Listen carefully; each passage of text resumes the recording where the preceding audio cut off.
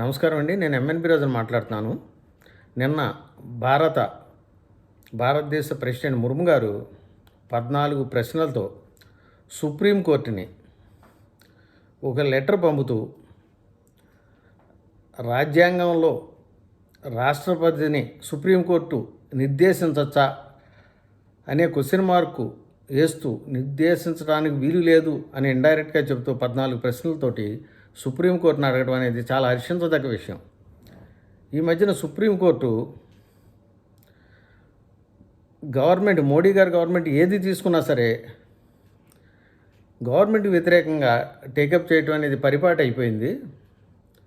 2014కి ముందు కాంగ్రెస్ గవర్నమెంట్ ప్రజా వ్యతిరేక చట్టాలు చేసిన ఎప్పుడూ కలగజేసుకొని సుప్రీంకోర్టు ప్రజోపయోగమైన చట్టాలు తీసుకొస్తే దానికి వ్యతిరేకంగా సుప్రీంకోర్టు టేకప్ చేసి వ్యాఖ్యానించడం అనేది పరిపాటిగా మారిపోయింది. ఎందుకంటే 2013లో వక్ఫ్ బోర్డు చట్టం దేశ వ్యతిరేకంగా ప్రజలకు వ్యతిరేకంగా వక్ఫ్ బోర్డు చట్టాన్ని అమెండ్మెంట్ చేస్తే దానికి వ్యతిరేకంగా అనేక మంది హిందువులు సుప్రీంకోర్టులో పిటిషన్ ఫైల్ చేశారు. అప్పుడు సుప్రీంకోర్టు హైకోర్టుకు బదిలీ చేస్తూ సుప్రీంకోర్టు యొక్క టైంని వేస్ట్ చేయొద్దని చెప్పి వ్యాఖ్యానించి హైకోర్టుకు బదిలీ చేసింది, ఢిల్లీ హైకోర్టుకి. అట్లాంటి సుప్రీంకోర్టు పార్లమెంట్లో బిల్లు పాస్ అయ్యి రిఫార్మ్స్ తీసుకొచ్చి దానిలో ఉన్న చెడుని తీసేస్తూ చట్టం చేసి రాష్ట్రపతితో ఆమోదముద్ర వేస్తే ఇమీడియట్గా, అంటే ఏదో బాంబు మీద పడిపోయినంత వేగంగా దానిని సంజయ్ ఖన్నా గారు, సుప్రీంకోర్టు జడ్జి గారు, పాత జడ్జి గారు స్టే ఇవ్వటం, దాంట్లో దాని మీద మెంబర్స్ని అపాయింట్ చేయొద్దు అంటూ ఇన్స్ట్రక్షన్స్ ఇవ్వటం చాలా విచిత్రమైన విషయం. అంతేకాకుండా బంగ్లాదేశ్ని వెనక పంపాలనుకున్న స్టే ఇవ్వటం, పాకిస్తాన్ని వెనక పంపాలనుకుంటే స్టే ఇవ్వటం చాలా విచిత్రమైన విషయాలు.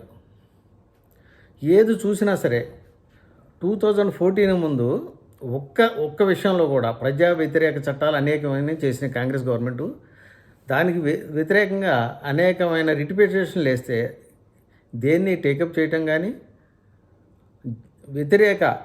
దేశ వ్యతిరేక చట్టాలని రెక్టిఫై చేయటం కానీ జరగలేదు.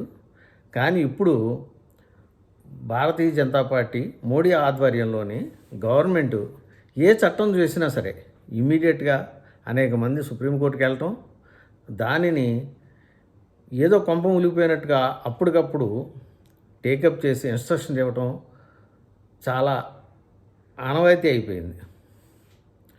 ఒక విధంగా చెప్పాలంటే భారతదేశంలో బాధ్యతాయుతం లేని వ్యవస్థ ఏదన్నా ఉందంటే నా ఉద్దేశంలో సుప్రీంకోర్టే. ఎందుకంటే ఒక పార్లమెంటు వ్యవస్థ ఏర్పడటానికి 140 కోట్ల మంది ఎన్నుకొని పార్లమెంటు వ్యవస్థను ఏర్పాటు చేసి గవర్నమెంట్ని ఏర్పాటు చేస్తే ఆ వ్యవస్థ చట్టం చేసిన బిల్లుకి సుప్రీంకోర్టు వ్యాఖ్యానించడం అనేది విచిత్ర విషయం కాక ఇంకేమవుతుంది? పోనీ సుప్రీంకోర్టు జడ్జిల అపాయింట్మెంట్ ఎలా ఉంటుంది? కొలీజియంలో వాళ్ళు అపాయింట్ చేసుకునే పరిస్థితి. వాళ్ళ మీద ఏ విధంగానే మనం యాక్షన్ చేసుకోవటానికి లేదు. నిన్న కాక మొన్న ఒక జడ్జి గారి ఇంట్లో కట్టలు నోట్లు దొరికితే దాన్ని యాక్షన్ తీసుకోలేని పరిస్థితి భారతదేశ గవర్నమెంట్ ఉంది. దానికి ఏమీ లేదు. ఏ కంప్లైంట్ ఇచ్చినా వాళ్ళ జడ్జి అపాయింట్మెంట్ని ఆపడానికి లేదు. దేశ వ్యతిరేక వ్యాఖ్యానాలు చేశారని చెప్పి ఈడీ రిపోర్ట్ ఇస్తే సుప్రీంకోర్టు జడ్జిమెంట్ అపాయింట్మెంట్లో వాళ్ళ స్వేచ్ఛ అని దాన్ని ఖండించటం, కొలీజియంను తీసేస్తూ పార్లమెంట్లో బిల్లు పాస్ చేస్తే అది చెల్లదని వాళ్ళు జడ్జిమెంట్ ఇచ్చుకోవటం, ఈ విచిత్రమైన విషయాలు కాక ఇంకేమవుతాయి? కానీ ముర్ము గారు సరైన సమయంలో సరైన చర్య తీసుకుంటూ వ్యాఖ్యానించమనడం అనేది ఒక మంచి పరిణామం.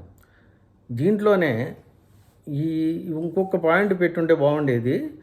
పార్లమెంటు బిల్లు పాస్ చేసిన బిల్లు రాష్ట్రపతి సంతకం చేశాక దానిని ఆపగలిగే శక్తి సుప్రీంకోర్టుకి ఎలా వచ్చిందని ఒక వ్యాఖ్యానం చేస్తుంటే చాలా బాగుండేది. చూద్దాం ఏమవుతుందో. ఇది మంచి పరిణామం. జై హింద్, జై భారత్.